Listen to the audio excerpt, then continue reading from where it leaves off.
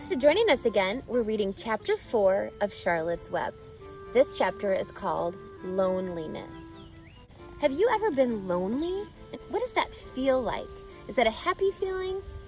No, I've been lonely before, and it's just a feeling like you feel sort of sad, don't you? Why do you think he's feeling lonely? Remember, he's been moved to a new barn. He's not living with Fern anymore. And he's got a little place all to himself that he likes, but I wonder why he's feeling lonely. Let's find out. Chapter 4. The next day was rainy and dark.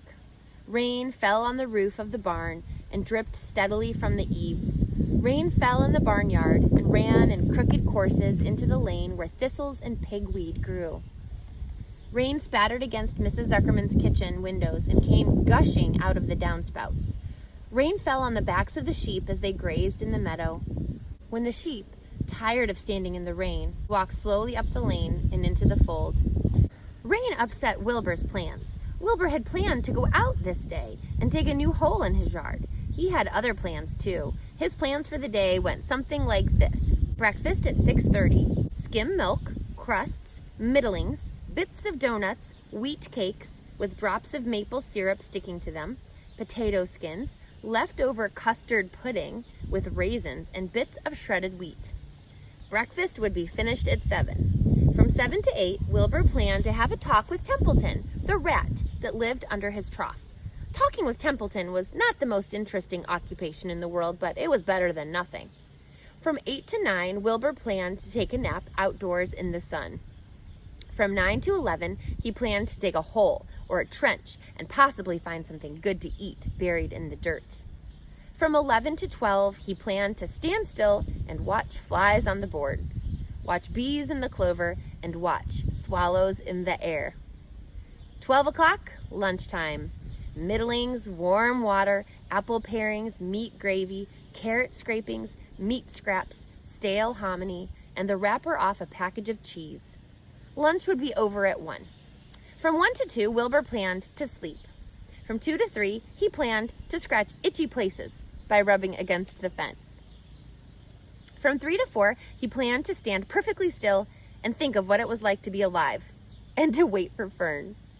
At 4 would come supper: skim milk, provender, leftover sandwich from Lurvy's lunchbox, prune skins, a morsel of this, a bit of that, fried potatoes, marmalade drippings, a little more of this, a little more of that, a piece of baked apple, a scrap of upside-down cake.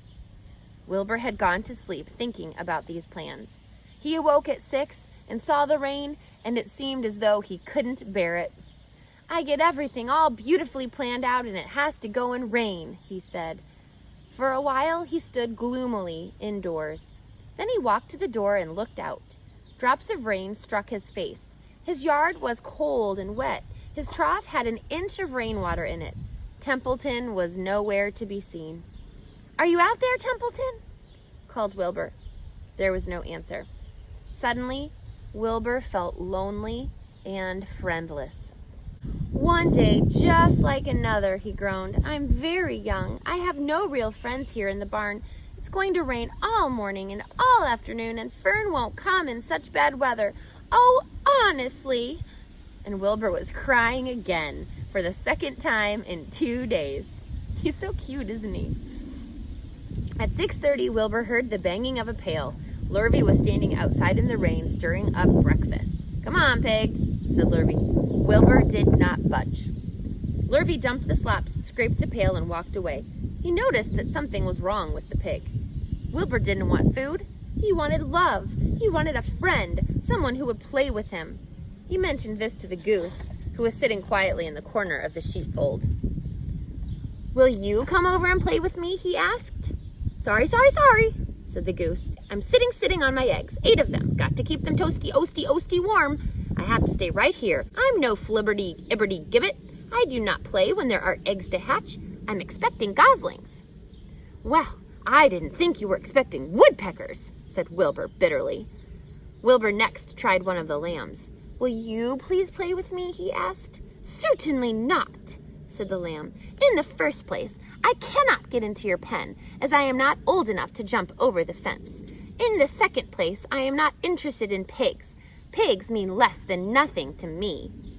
"What do you mean, less than nothing?" replied Wilbur. "I don't think there is any such thing as less than nothing. Nothing is absolutely the limit of nothingness. It's the lowest you can go. It's the end of the line.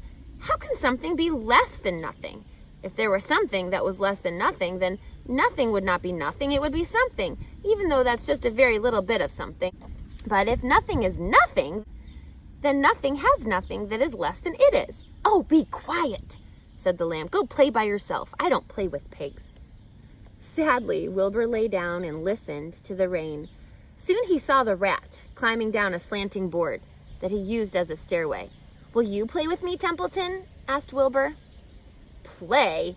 said Templeton, twirling his whiskers. "Play? I hardly know the meaning of the word." "Well," said Wilbur, "it means to have fun, to frolic, to run and skip and be merry." "I never do those things if I can avoid them," replied the rat sourly. "I prefer to spend my time eating, gnawing, spying, and hiding. I'm a glutton, but not a merrymaker.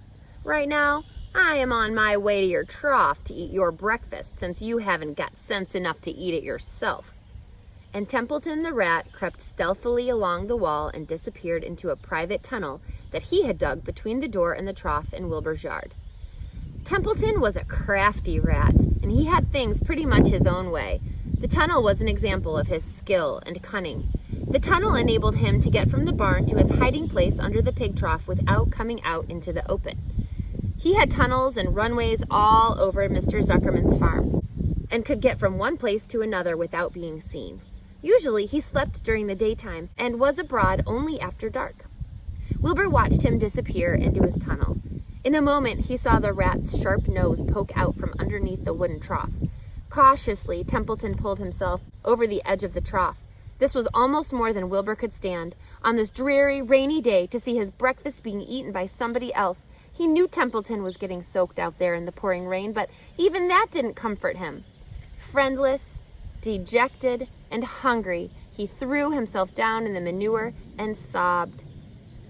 Late that afternoon, Lurvy went to Mr. Zuckerman.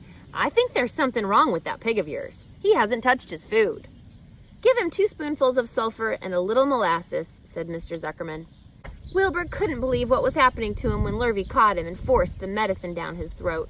This was certainly the worst day of his life. He didn't know whether he could endure the awful loneliness anymore. Darkness settled over everything. Soon there were only shadows and the noises of the sheep chewing their cuds, and occasionally the rattle of a cow chain up ahead. You can imagine Wilbur's surprise when, out of the darkness, came a small voice he had never heard before. It sounded rather thin, but pleasant. "Do you want a friend, Wilbur?" it said. "I'll be a friend to you. I've watched you all day, and I like you." "But I can't see you," said Wilbur, jumping to his feet. "Where are you, and who are you?" "I'm right up here," said the voice. "Go to sleep. You'll see me in the morning." Who do you think it is? He's made a new friend, and he can't see her now. I'll give you a hint. If you have seen this movie or read this book before, you might know. But chapter 5 is called Charlotte. He's going to meet his friend, Charlotte. Looking at the front cover, can you guess who Charlotte could be? I hope you'll join us for chapter 5.